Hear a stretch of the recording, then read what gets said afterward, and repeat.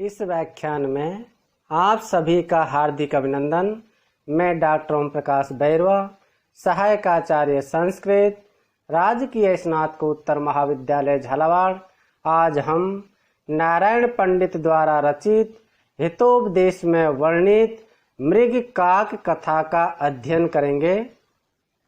सुबुद्धि नाम का कौवा अपने मित्र हिरण के साथ उस कपटी सियार को देखकर गृध्र मार्जार कथा सुनाने के उपरांत निष्कर्ष रूप में कहता है कि हे मित्र, तुम्हें इस नए मित्र पर अकस्मात विश्वास नहीं करना चाहिए, क्योंकि यह बिलाव की तरह हमें कब धोखा दे जाए और बाद में हम दुख पाएंगे। इत्याकर्ण से जम्बू के से कोपम आहे। सुबुद्धि नामक कौवे के इन वचनों को सुनकर इति आकर्ण है। इति यानी इस प्रकार के, से आकर्ण यानी सुनकर के, से जम्बूक है, से यानी वह, जम्बूक यानी सियार, से कोपम आहे। से कोपम, कोप यानी क्रोध के साथ या गुस्से में, आ यानी बोला, वह क्रोध से बोला। मृगस्य प्रथम दर्शन दिने भवान अपि अज्ञात कुलशील एव आसीत। मृगस्य है, मृग के प्रथम दर्शन दिन है। प्रथम दर्शन के दिन, जिस दिन आपकी पहली मुलाकात हुई थी हिरण से पहले, प्रथम बार मिलने के दिन, भवान अपि, भवान यानी आप, अपि यानी भी, अज्ञात कुलशील एव आसीत। अज्ञात है जिसके बारे में जानकारी नहीं है, कुल के बारे में और शील के बारे में। तो जिस दिन आपकी इस हिरण से मुलाकात हुई थी, उस दिन हिरण के लिए आप भी कुल और वंश की जानकारी से रहित थे, अर्थात इन्हें भी आपके कुल और वंश के बारे में जानकारी नहीं थी। तत्कथम भवता सह एतस् स्नेहानुवृत्ति उत्तरोत्तरम वर्धते।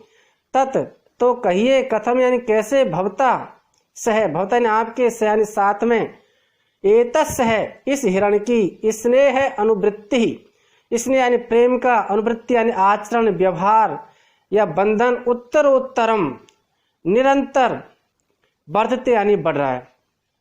जिस समय हिरण ने आपको पहली बार देखा था, उस समय इन्हें भी आपके वंश और आचरण के बारे में जानकारी नहीं थी। तो फिर आपका प्रेम निरंतर किस प्रकार से बढ़ रहा है, अथवा और भी, यत्र विद्वज्जनो नास्ति श्लाघ्यस्तत्राल्पधीरपि निरस्तपादपे देशे एरंडो अपि द्रुमायते। यत्र विद्वत् जनः न अस्ति श्लाघ्यः तत्र अल्पधीः अपि निरस्तपादपे देशे एरंडः अपि द्रुमायते। यत्र विद्वत् जनः न अस्ति, यत्र यानी जहाँ पर, विद्वत् जन यानी विद्वान पुरुष, न यानी नहीं, अस्ति यानी है या होता है। जहाँ पर विद्वान पुरुष नहीं होता है, तत्र वहाँ पर अल्पधी अपि श्लाघ्य है। अल्प यानी थोड़ा, धी यानी बुद्धि, थोड़ी बुद्धि वाला भी, अपि यानी भी, श्लाघ्य है, प्रशंसनीय होता है। जहाँ पर विद्वान पुरुष नहीं होता है, वहाँ पर थोड़ी बुद्धि वाला भी प्रशंसनीय होता है। निरस्त पाद पे देशे एरंड है अपि द्रुमायते। निरस्त पाद पे, निरस्त यानी नष्ट हो गए हैं, और पादप यानी वृक्ष। जहाँ पर वृक्ष नष्ट हो गए हैं या जहाँ पर वृक्ष नहीं है, ऐसे देश यानी क्षेत्र में, जगह पर, रेगिस्तान में, एरंड है अपि ही, एरंड यानी अरंडी का छोटा सा पौधा, अपि यानी भी, द्रुमायते बड़ा पौधा कहलाता है या माना जाता है। तो जहाँ पर पौधे नहीं होते हैं या वृक्षों से रहित स्थान पर, रेगिस्तान आदि में, अरंड का छोटा सा पेड़ भी बहुत बड़ा पेड़ माना जाता है, या उसको भी लोग वृक्ष मानते हैं। तो पादप किसे कहते हैं? पद भी मूलहि पिबति इति पादपः वृक्ष है। और निरस्त है नष्ट है पादपो यस्मात् स तस्मिन् निरस्त पादपे वृक्ष शून्ये अद्रुमो भवति इति द्रुमायते।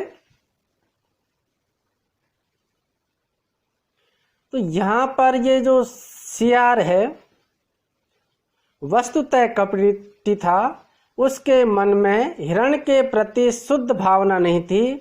बेचारे कौवे ने गिद्ध और बिलाव की कथा के माध्यम से धोखा देने वाला एक अच्छा दृष्टांत दे दिया था, किंतु अपना प्रभाव जमाने के लिए सियार ने पैंतरा बदला और बेचारे कौवे की बोलती बंद कर दी। वह एरंड के वृक्ष का उदाहरण देते हुए कहता है कि जहाँ वृक्ष नहीं होते वहाँ एरंड जैसा छोटा वृक्ष भी वृक्ष कहलाता है। इसी प्रकार जहाँ बुद्धिमान पुरुषों का भाव होता है वहाँ अल्प बुद्धि वाले ही सम्मान को प्राप्त कर लेते हैं। इसी भाव को प्रकट करने वाला एक और मुहावरा है, अंधों में काना राजा।